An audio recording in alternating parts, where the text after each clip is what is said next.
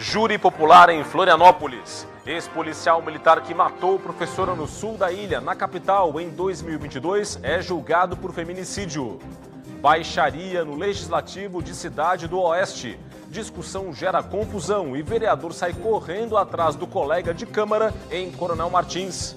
Contrapartida garantida. Governador Jorginho Melo assina acordo que garante recursos estaduais para a construção do túnel imerso entre Itajaí e Navegantes. Futebol. Brusque e Chapecoense se enfrentam em jogo vital na luta das duas equipes para fugir do rebaixamento na Série B do Brasileiro.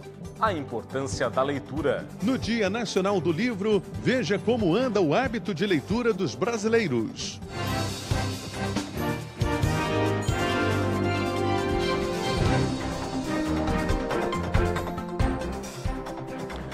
Olá, uma boa noite para você. O Band Cidade começa hoje com o julgamento de um caso que revoltou a comunidade do sul da ilha aqui na capital. O assassinato da professora Alessandra Abdala, que ocorreu em 2022. Vamos ao Fórum da Capital, onde está o repórter Ronaldo Penido, que tem as informações ao vivo aqui no jornal. Ronaldo, muito boa noite para você. Como é que está esse caso? Conta pra gente.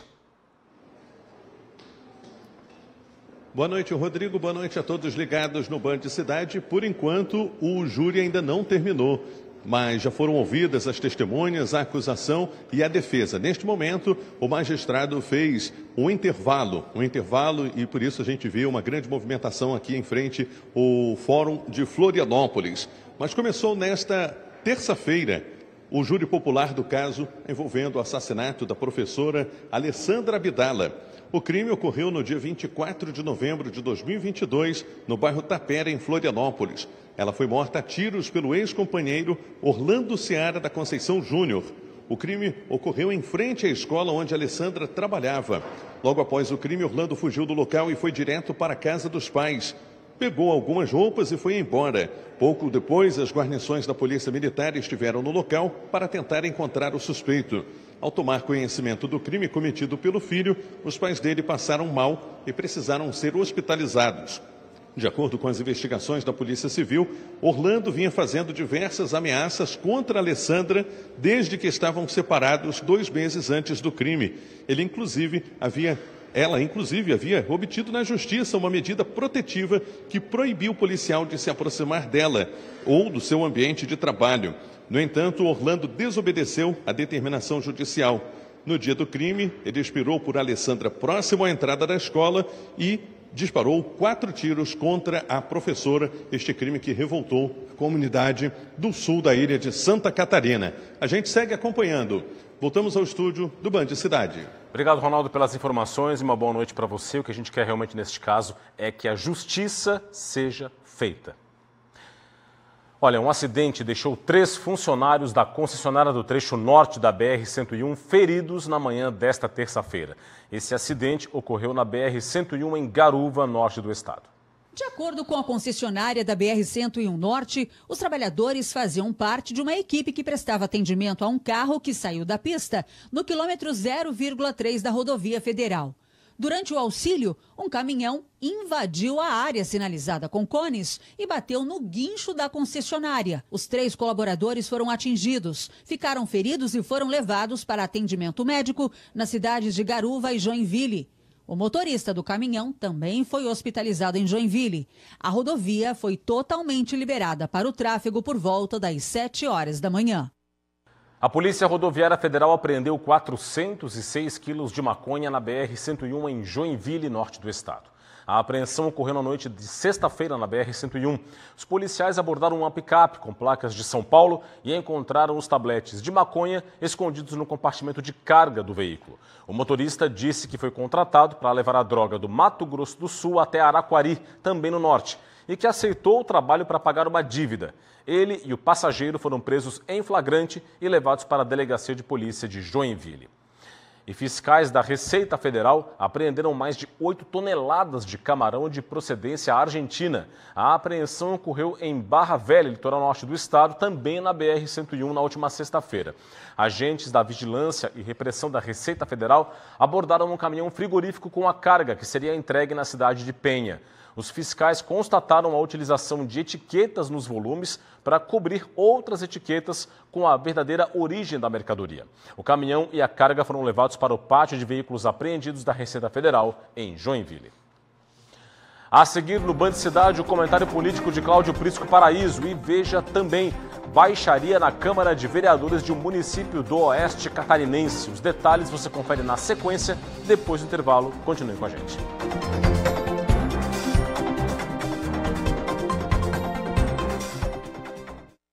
Estamos de volta com o Band Cidade para falar de política com Cláudio Prisco Paraíso aqui no estúdio. Tudo bem, Prisco? Boa noite. Vamos. Tranquilo, Rodrigo? Tudo bem, Prisco. Mais do segundo turno da eleição em todo o país, como é que foi a avaliação? Exatamente. Nós tivemos aí uma situação muito curiosa. Já falamos aqui que o grande derrotado foi Lula da Silva. Só que isso está gerando uma crise no PT Trabalhadores. Porque o ministro das Relações Institucionais, Alexandre Padilha, resolveu fazer uma gracinha com a direção nacional do partido, dizendo que ele continua no Z4, aqueles times preparados para o rebaixamento. E aí a presidente do PT, Gleice Hoffmann, reagiu. Aqui nessa foto, eles estão sorridentes, animados, mas a coisa esquentou, ficou complicada. Ela mandou ele cuidar das relações e das articulações políticas do governo com o Congresso. Gerou um mal-estar. Situação que realmente preocupa para o PT. Mas vamos agora para o outro lado. Jair Bolsonaro, ele não foi um derrotado, mas no segundo turno sofreu um baque. Nós falamos ontem aqui, de 9 disputas nas capitais, perdeu 7. Vamos ao próximo telão. Mas nós temos aqui eleições 24 e 26. O que ocorreu esse ano, nós sabemos, foram as municipais. Isso quer dizer que influencia diretamente 2026? Claro que alguma coisa sim. Mas não podemos imaginar que, pelo fato do PL só ter elegido 500 prefeituras e o PT 200 e tantas, nós não teremos lá à frente os dois principais personagens das eleições influenciando na disputa presidencial. Lula da Silva, que é a única alternativa do PT e da esquerda, e Jair Bolsonaro, que está inelegível e vai continuar. Perspectiva zero de que ele volte ao jogo. Mas ele vai influenciar. Só que perdeu o protagonismo, o controle absoluto da direita. Isso ele perdeu. Perdeu porque jogou mal. E aqui nós vamos repetir, vamos lá, um telão de ontem. O que ele tinha que se meter na eleição de Goiânia, governador Caiado de Goiás, ou mudar de posição na de Curitiba, terra de Ratinho Júnior? Ora, são dois nomes da direita que, aliás, o ajudaram a se eleger em 18 e depois a governar. Mais do que isso, também o apoiaram, na reeleição, que não foi bem sucedida, em 22 contra Lula da Silva. O que ele tinha que ter feito? Buscado entendimento, sentado com Caiado, Ronaldo, com Ratinho. E olha, como é que é? Vamos acertar o baralho? Os seus candidatos, eu apoio? Não. Ele quis impor as suas candidaturas e perdeu, tanto em Curitiba quanto em Goiânia, e em outros municípios também, em que o PL disputava contra candidatos conservadores. Jogou mal, jogou errado, perdeu consistência, se enfraqueceu.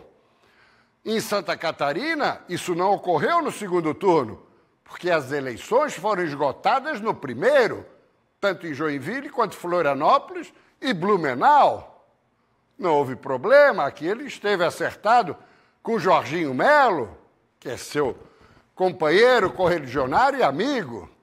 Portanto, o que se observa é um Bolsonaro mais perdido do que segue em tiroteio. É com você, meu caro Rodrigo. Obrigado, Prisco, pelas informações, pelos comentários. Você confere todos os dias o comentário de Cláudio Prisco Paraíso aqui no Band Cidade e também a coluna do Prisco no portal TVBV Online. Acesse e confira. Obrigado, Prisco. Até amanhã. Forte abraço. Até amanhã. Boa noite.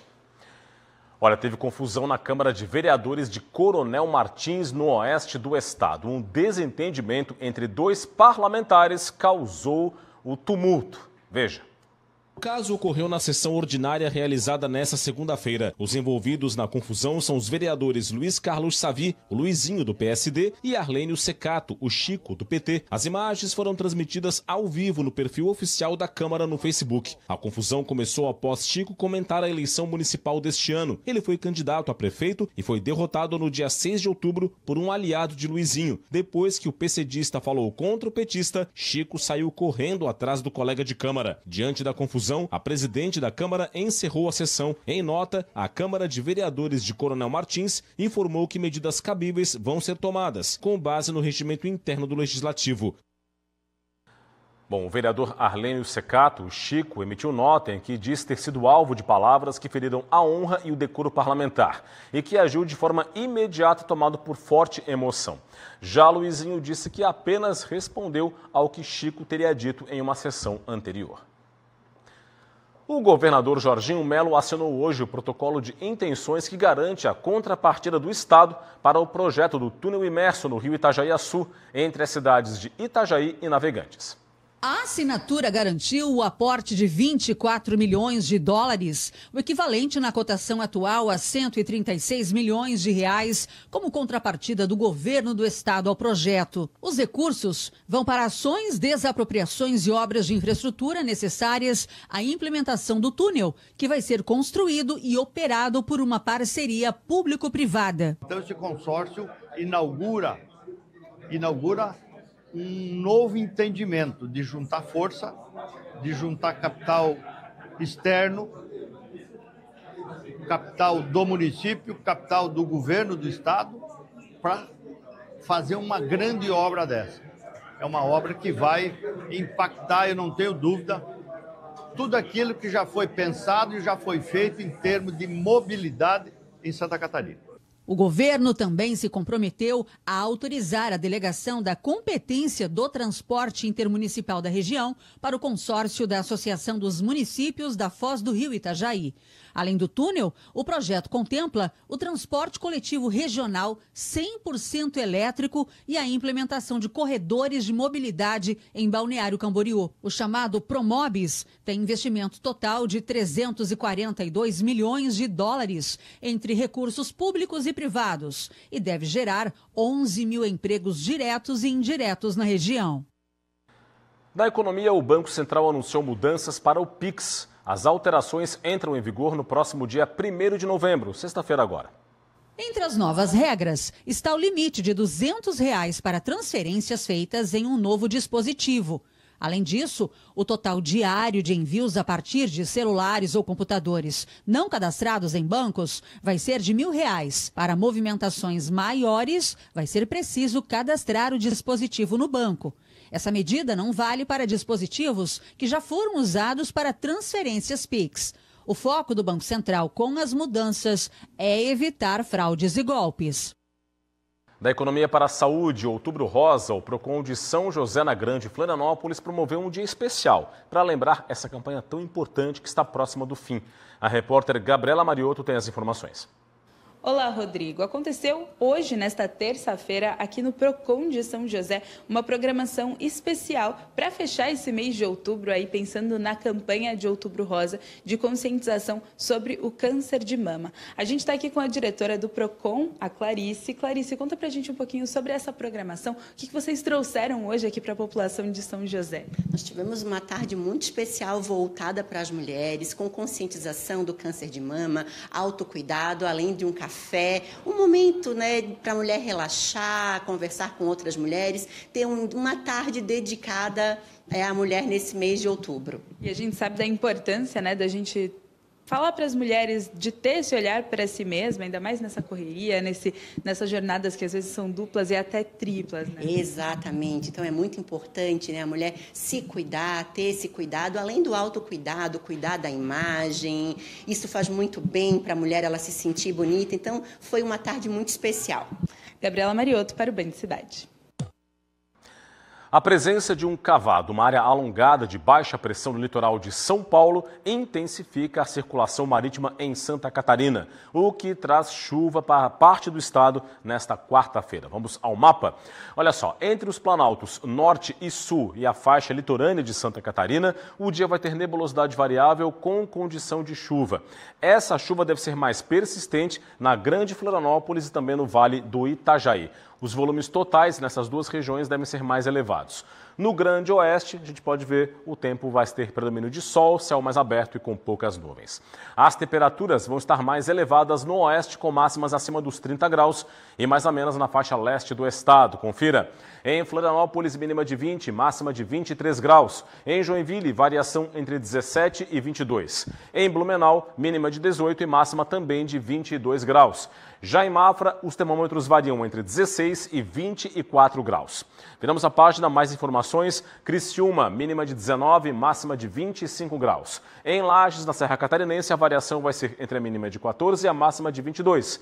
Meio Oeste, Campos Novos, mínima de 15, máxima de 29 graus. E em Chapecó, tempo bom também, mínima de 14 e máxima de 32 graus. No próximo bloco, o destaque é para o esporte e o duelo catarinense entre Brusque e Chapecoense, duas equipes na luta para escapar do rebaixamento na Série B do Campeonato Brasileiro. E veja também, no Dia Nacional do Livro, nossos repórteres vão às ruas para saber como está o hábito de leitura da população. Reportagem para o bloco final. Até já!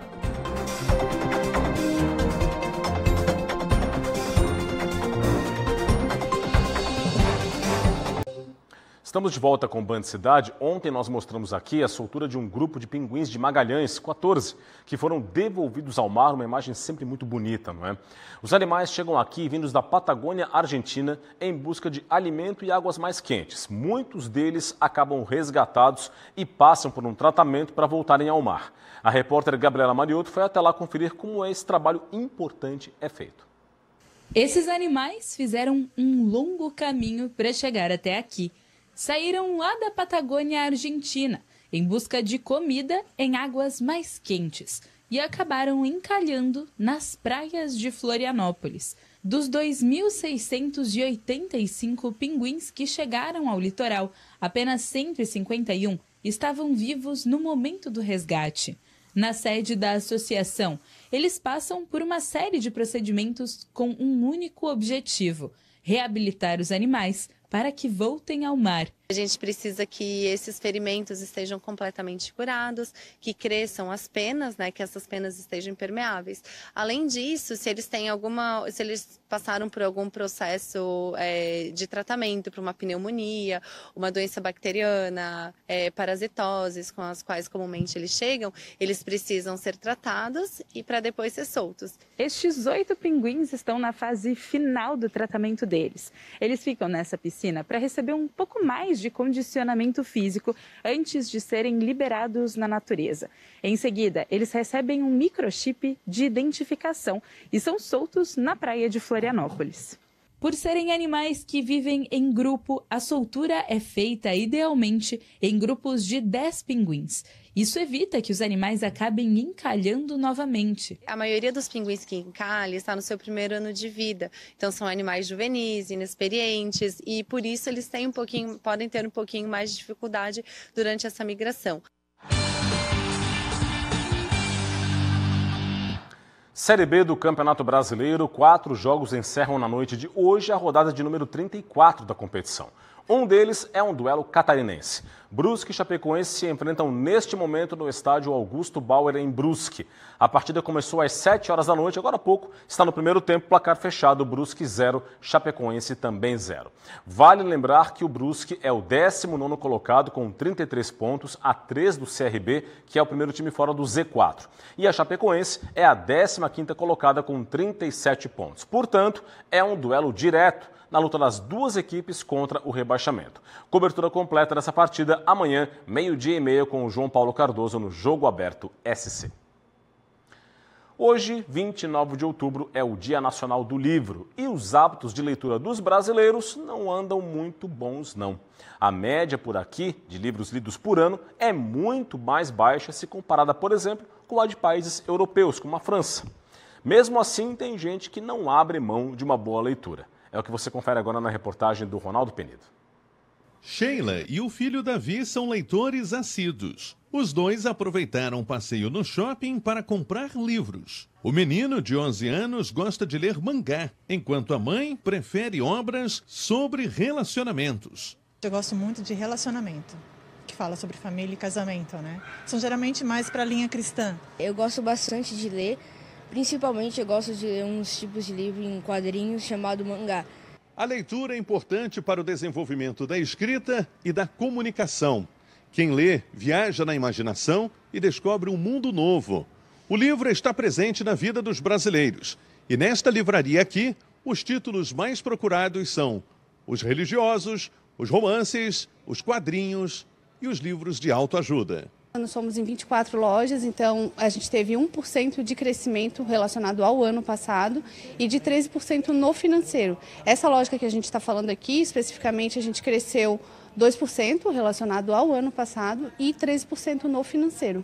No Dia Nacional do Livro, um levantamento trouxe dados sobre o hábito de leitura dos brasileiros. A média no Brasil é de 4,96 livros por ano, mas apenas 2,43 são lidos do começo ao fim. Para efeito de comparação, na França, a média é de 21 livros por ano. Em meio à correria do dia a dia, há pessoas que não desprezam uma boa leitura. Eu comecei a minha jornada na leitura com uns 15 anos. Dei uma parada aos 17, depois de começar a trabalhar, estudar. Mas faz um ano que eu comecei novamente na minha jornada com a leitura com o Stephen King, que é o meu autor favorito.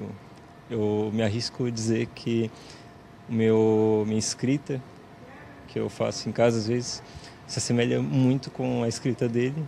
E isso que me inspirou a ler, na verdade agora, eu estou lendo todos os livros dele. Eu tenho a estimativa de ler um livro por mês e quando eu consigo, eu leio mais, mas eu tento equilibrar a minha rotina com a leitura e tento fazer isso logo pela manhã, quando eu acordo ou quando chego em casa após o trabalho.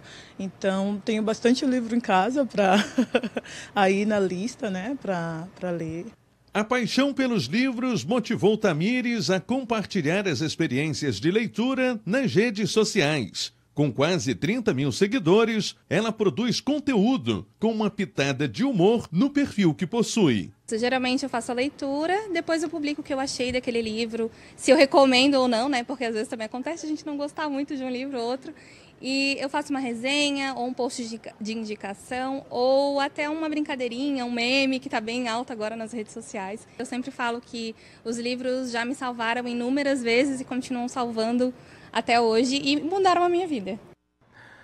Legal, gostei aí do rapaz que falou que gosta dos livros do Stephen King. Eu também sou um fã do Stephen King, tenho vários livros dele, inclusive estou com um na minha prateleira, já na fila para ler. Estou com 3 livros para ler na prateleira, gosto muito de ler e o hábito de leitura faz toda a diferença na vida das pessoas. Expande a mente, expande os horizontes. Vamos lá, imagens ao vivo agora para você no Band Cidade, Balneário Camboriú na tela para você, imagens da praia central da cidade neste belo início de noite lá no litoral norte, 24 graus é a temperatura neste momento, tempo bom na cidade do litoral norte do estado, uma das mais importantes rotas turísticas de todo o país.